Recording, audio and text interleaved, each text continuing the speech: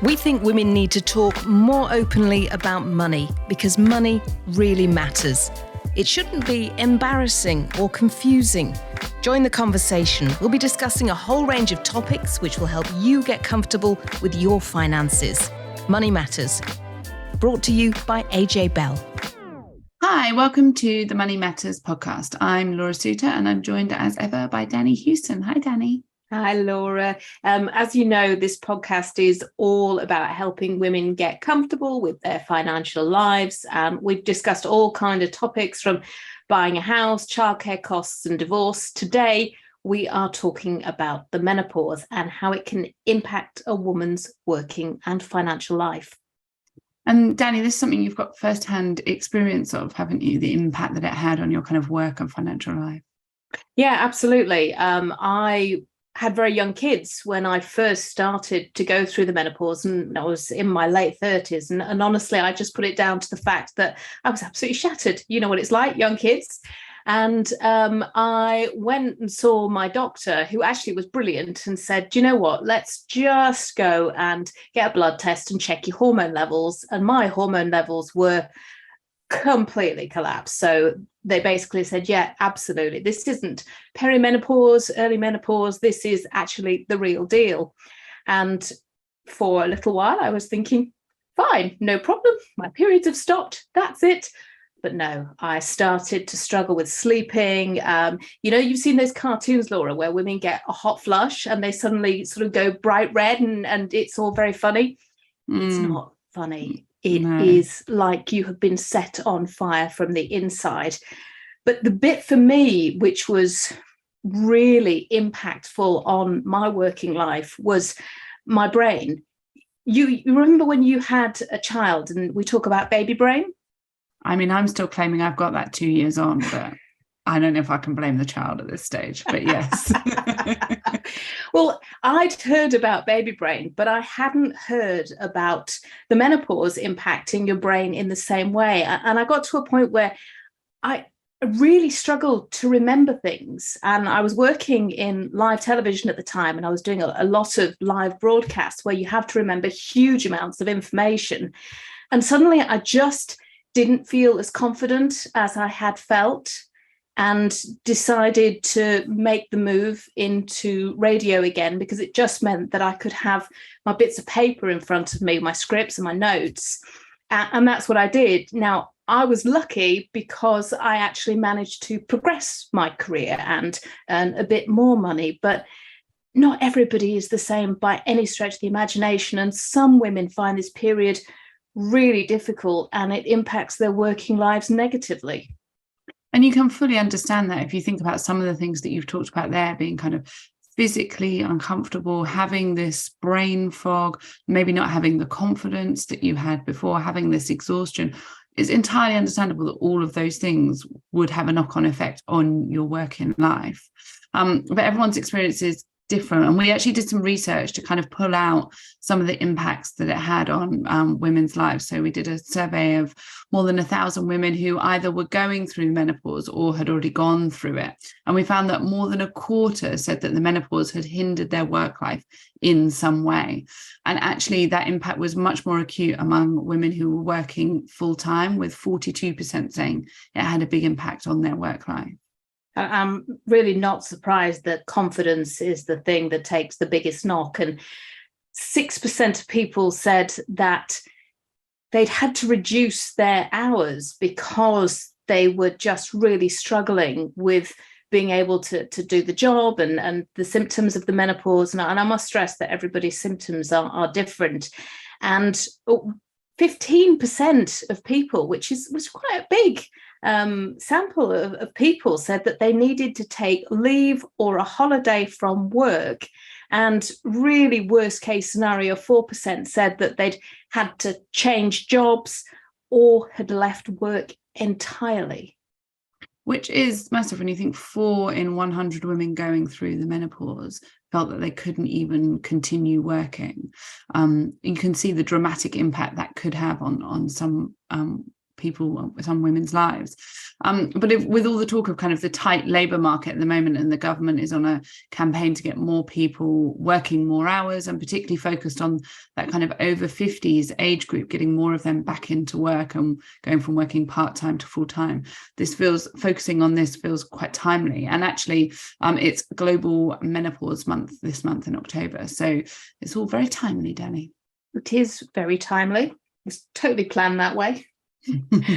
Despite the fact there's been an awful lot in the media over the last couple of years about the menopause. I'm thinking particularly about Davina McCall did a documentary about it, and Louise Minchin talks an awful lot about her experiences with the menopause. And some employers, including AJ Bell, have now implemented a menopause policy. It is still a difficult subject to talk about. We talk about taboos on this podcast quite a lot, and it is another taboo. Yeah, definitely. And I think we've seen that a little bit when we've been having internal discussions about doing this work. Some people feel a little bit more reluctant to talk about it, or are not quite sure how to phrase the conversation. And so I think there's still a lot of work to be done, isn't there? And a bit later on, we're going to be talking about some financial tips on dealing with the menopause, in case that's something that impacts your working life, with our survey showing that 1 in 10 people have been financially impacted by going through the menopause. But we're also going to be talking to Jo James, who is AJ Bell's head of HR, about how to create a menopause policy. And actually, I started with kind of what a menopause policy is, because I think a lot of people who haven't come across it yet and haven't gone through the menopause, won't be aware of what one is. And I was actually quite surprised, talking about not knowing what a menopause policy is. I was quite surprised that we did an event a few months ago, and a young woman came up to me at that event and said, "What is the menopause?" And I was quite surprised by that, because it is something that all women go through, but there's no shame in not knowing. There's no shame in asking those questions. And that's why we're doing this podcast. And that's why we hope more women will talk about it, and more employers will do menopause policies and put up posters and that kind of thing, and have a discussion. So I've been chatting to Sarah Coulson from Halcyon Therapies, which helps women deal with a whole range of issues, including the menopause. And I asked her what the menopause is. Sarah, thanks so much for joining us. We're going to talk about the impacts that the menopause has on women's working lives and their finances as a byproduct of that. But I know a lot of people are still saying, just explain what the menopause is. So could you just give us an idea, a really basic outline of what it is? Yeah, of course I can. Firstly, thank you for having me.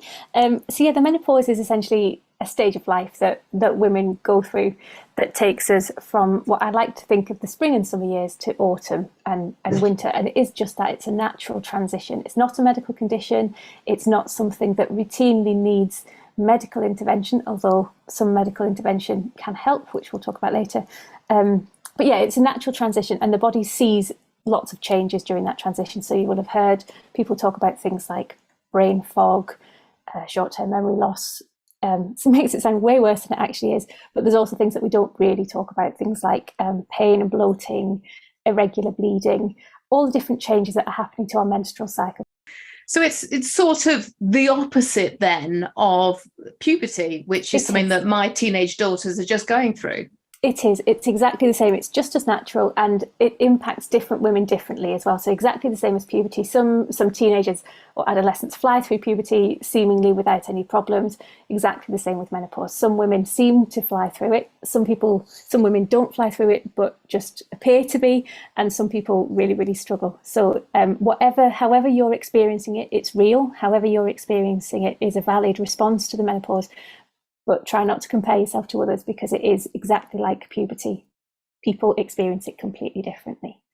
So we are talking about menopause a lot more than we used to do. Yes.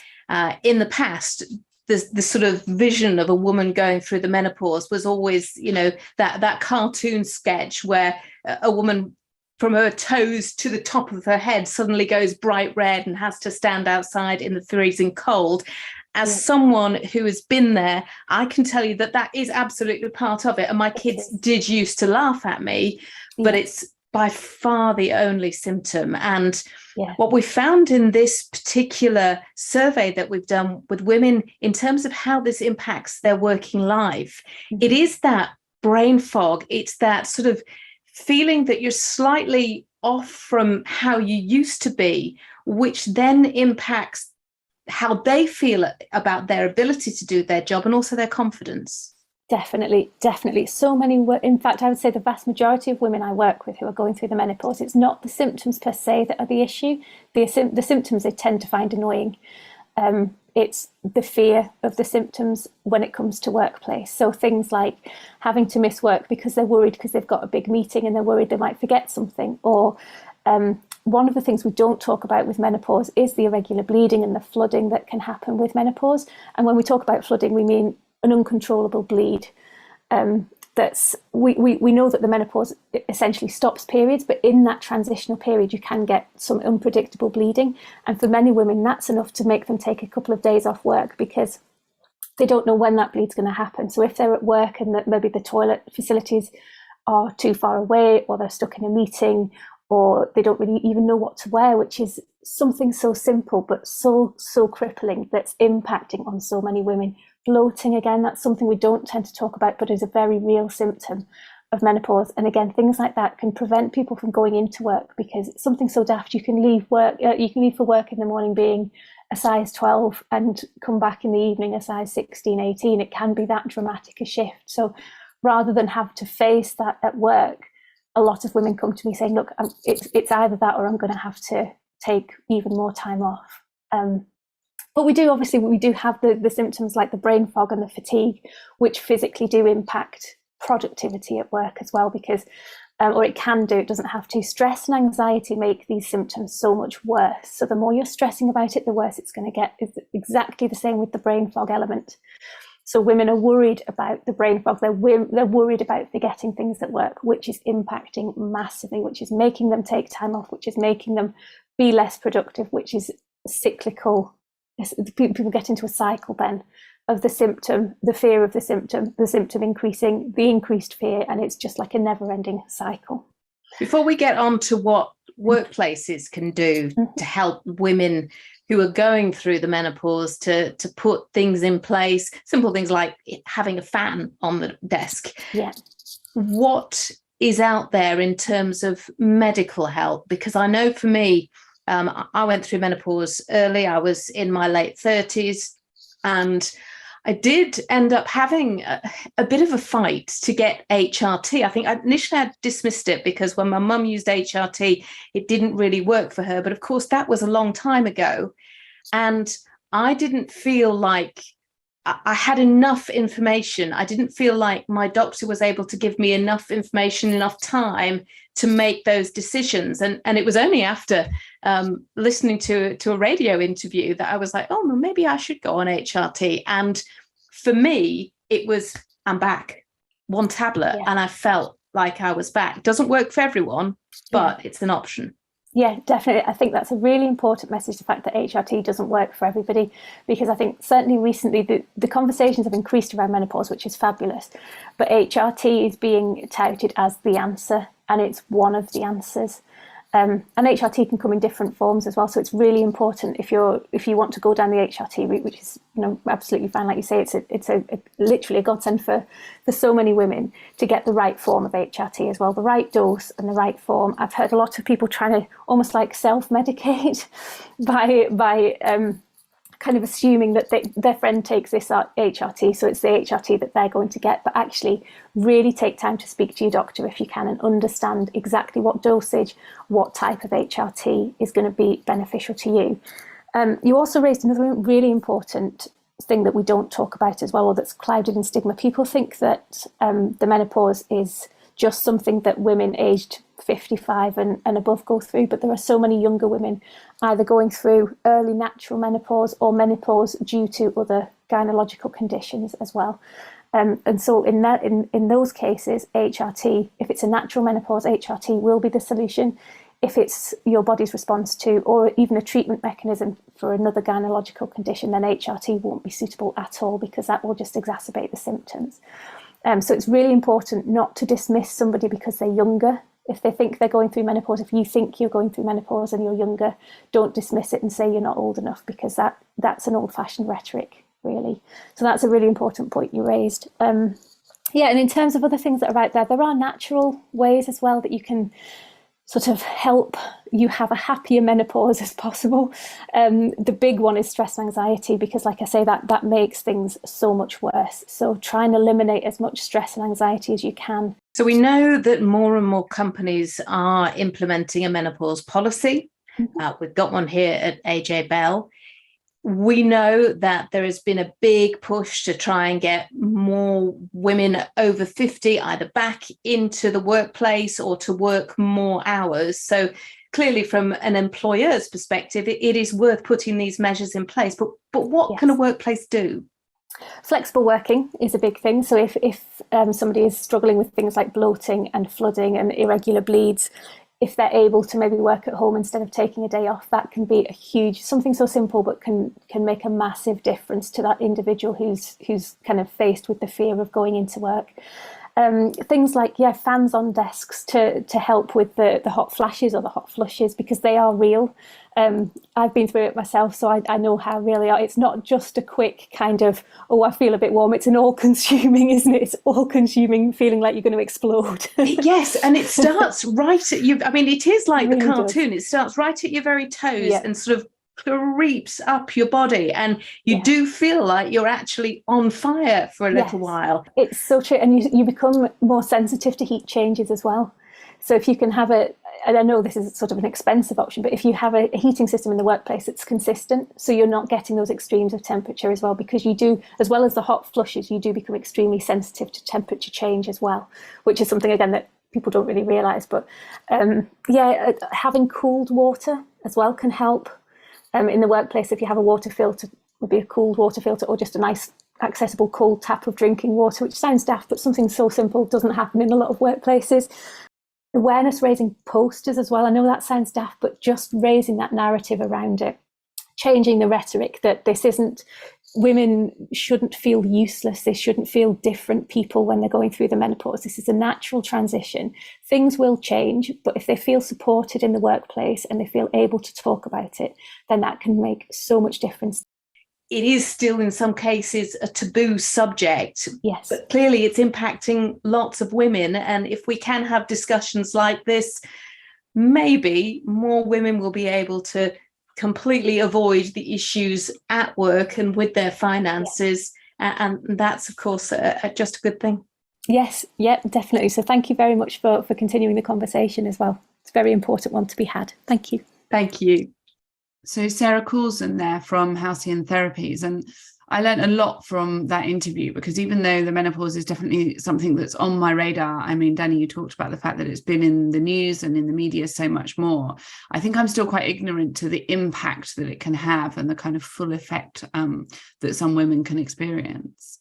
Because it seems like it's so far away. And, for me, it came completely out of the blue. And I was lucky because I was working in an environment where there were lots of women, lots of older women.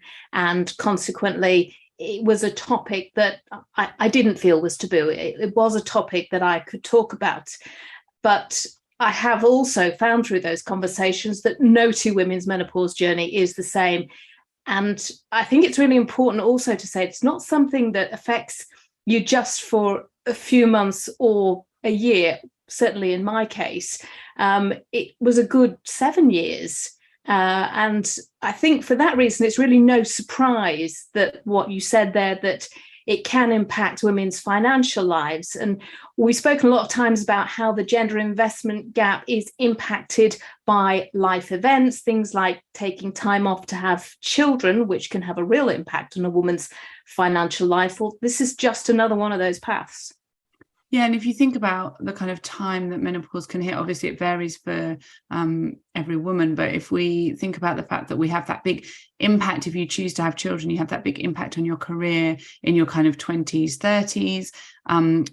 then menopause could potentially hit in your 40s or 50s, you can see how those two big financial hits could kind of merge into each other.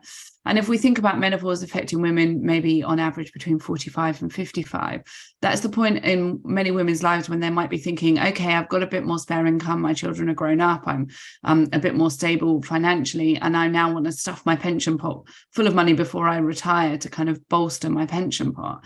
Actually, if they take a financial hit from going through the menopause, that's really going to impact their ability to do that. And it's actually worrying that when we spoke to women who had gone through the menopause or were going through it, almost 60% said that they didn't know if they had enough money for retirement, or they knew that they didn't have enough money for retirement. So you can see how that financial hit around that time in your life could have really long-lasting impact. Yeah, and it's never too late to start thinking about your finances, figuring out what you've got and where and whether it's enough. I know at the moment we've been talking about the cost of living crisis a lot, and it is hard to find spare cash for a lot of people. But lots of women in their 40s, you've still got 20 years of work where you can be adding to your pot. But I think it's really important that we're not just saying, all right, if you're in your late 30s, 40s, think about the menopause, because if you can think about it much earlier on. So for younger women, to say to them in your 20s, think about the menopause, think about having kids. It might be easier to think about having kids. Certainly it feels closer. But if you can start adding a bit more to your pot in your 20s, you've got all of that time to get that interest growing. And it can then give you a cushion to deal with any potential disruptions to your earning potential, and it's something that could stand you in really good stead.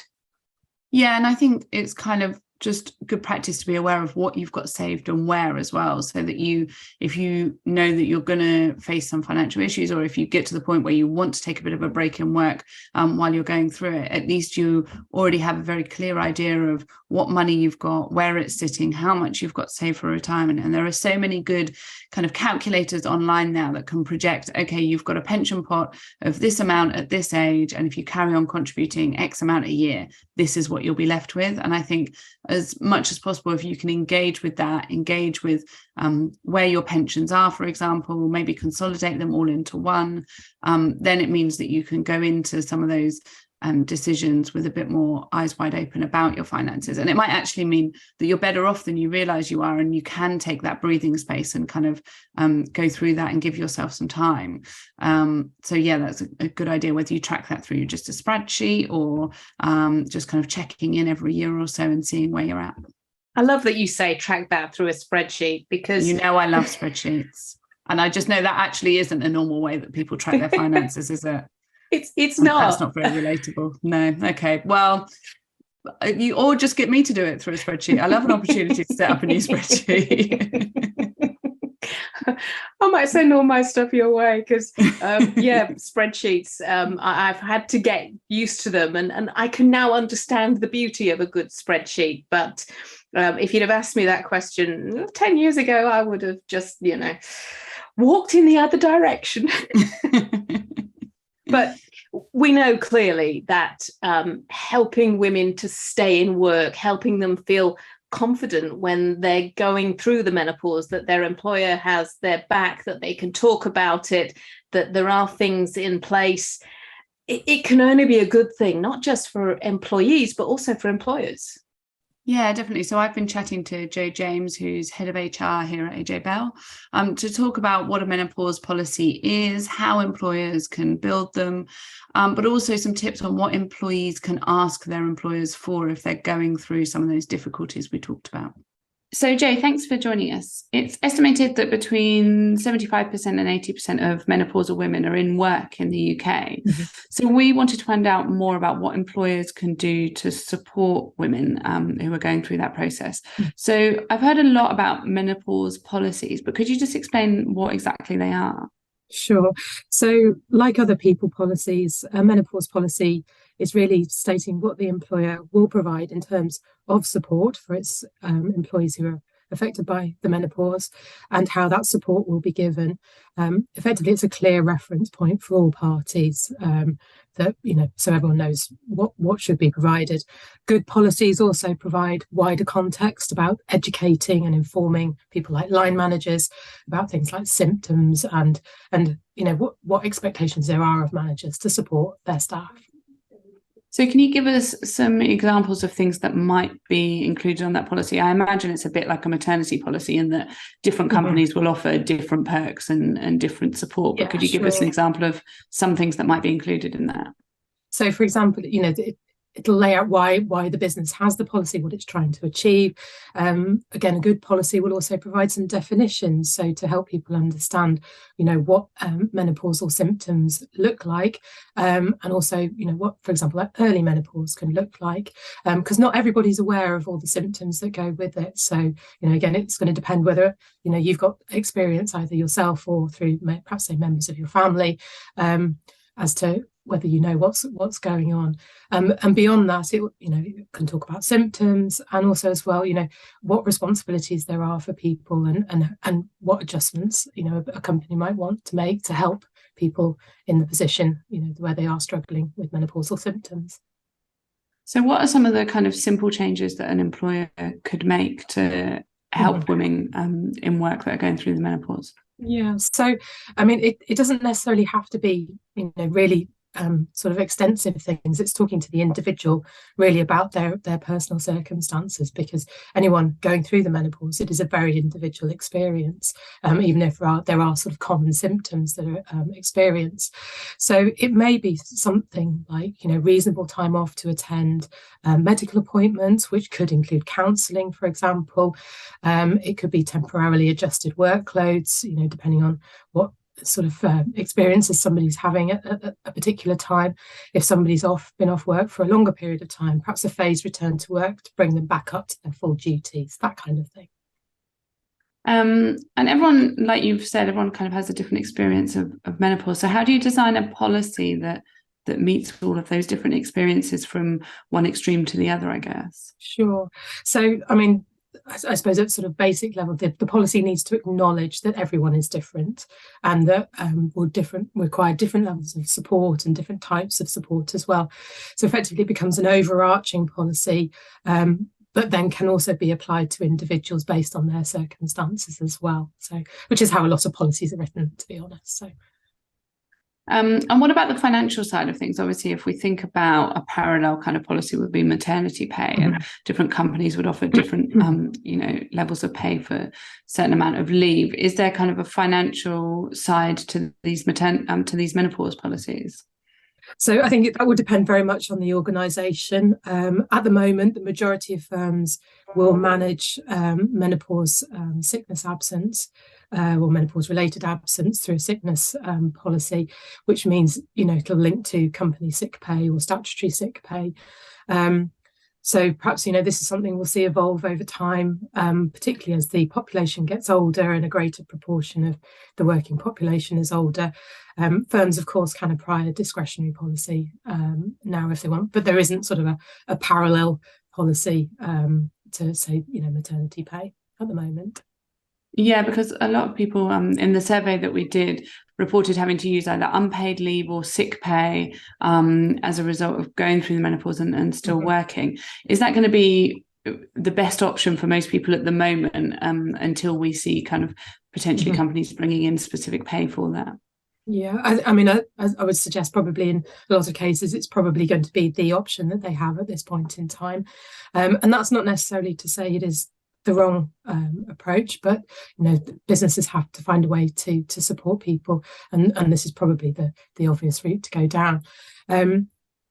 Where it could be better managed for people is perhaps where the reasonable adjustments piece comes in, that people find ways to help women who are dealing with symptoms at particular times, maybe certain points in a month, etc. That that's where say changing workloads or changing working patterns, for example, for a temporary period could actually reduce the need to take absence, whether that's sickness absence or unpaid leave. So it's really about both parties coming together, I would say, and seeing what options there can be. And if you're someone who's at work at the moment, who's going through the menopause and is struggling, what are some of the kind of realistic things you could ask of your employer? I think lots of people just wouldn't even know where to start with kind of having that conversation and what they could ask for from their employer. I know it will obviously differ employer by employer, but what are some of the good kind of starting points? Sure. I mean, the first thing I would suggest is always check to see if your company does have a policy in place. So sometimes these things can be well bedded into the intranet or something like that, or in the handbook.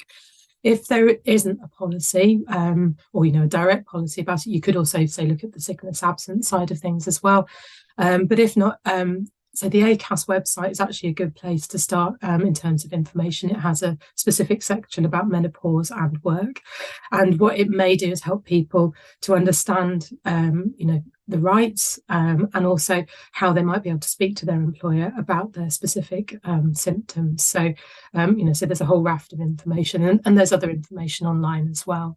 And if somebody doesn't feel comfortable, speaking directly to their manager, for example, as I imagine in some cases that, particularly if it's not somebody, you've got a long-standing working relationship with, an obvious point, if you're in a large organisation, speak to, say, someone in the HR team or perhaps occupational health as a starting point. But if you're in a smaller organisation, a starting point might be to put something into writing first, perhaps say send an email to start the conversation and then ask to pick it up. If that's not going to be a viable route, then maybe there's another senior manager or, a senior colleague who might be able to facilitate the conversation for you as well. Yeah, I think that's a really important point, because I think a lot of people might not realise that the support that their company might have, or just might feel a bit paralysed by not wanting to speak to their direct boss about it. So yeah, I think that's a really important point to, I guess, essentially just find out the information you can and see what support is available. Yes, yeah. Excellent. Thank you so much for explaining all of that. It was really good. Thank you. Some really fantastic tips from Jo, and it's great to hear her experiences as well, because sometimes I think having that real life knowledge can help companies. If they draw on their employees' knowledge, it can make a huge difference. And Jo is very passionate about the subject, which I think has really helped pulling together AJ Bell's policy. And I have to say that of all the stats we got out of the research, it was a survey that Opinion carried out for us in August. I was most surprised by the fact that 84% of women who were either going through the menopause or had been through the menopause said that either their employer didn't have a menopause policy in place or they weren't aware that they had one. So I'm going to have to confess here, I didn't realise that we had a menopause policy in place at AJ Bell. Obviously, I'm very aware now. I think because it's something that's kind of in the future for me, maybe I wasn't so engaged with that. But that said, I think even in my kind of early 20s, when I was starting out in a company, I probably would have been slightly aware of what their maternity policy was, which is a kind of similar parallel, maybe not the details of it. But I guess menopause policies are quite new things, and it's just really interesting to learn how employers can support women, but also, the kind of things that you can ask for as a woman of your employer if you feel like you need more support. And it was fascinating talking to Sarah a bit earlier on, because it can be just such simple things. And I mentioned earlier about my experiences with hot flushes. And I do remember my kids laughing at me when I was cooking a dinner in the kitchen, a roast, and it would be boiling hot in the kitchen and I'd suddenly get a flare up and I'd have to go and stand outside. Sometimes, it was snowing and I'd be out of the glass door and they would be looking at me on the other side and just laughing. But simple things like a fan, thinking about air conditioning can make such a massive difference. And I think it's great that we are now talking about the menopause in exactly the same way that we talk about maternity policy. And when we first started discussing doing this podcast, I had to sort of stop and think, am I okay with sharing my experiences? Because I'd never really spoken about it before. And I think it gets easier every time I write something or talk to someone about it, it becomes more okay. And I think if this podcast doesn't do anything else other than make women aware and make them feel that it is okay to talk about it, then that is a massive step. Yeah, and if you do have any kind of questions or comments that sparked off the back of listening to this podcast, then definitely get in touch with us.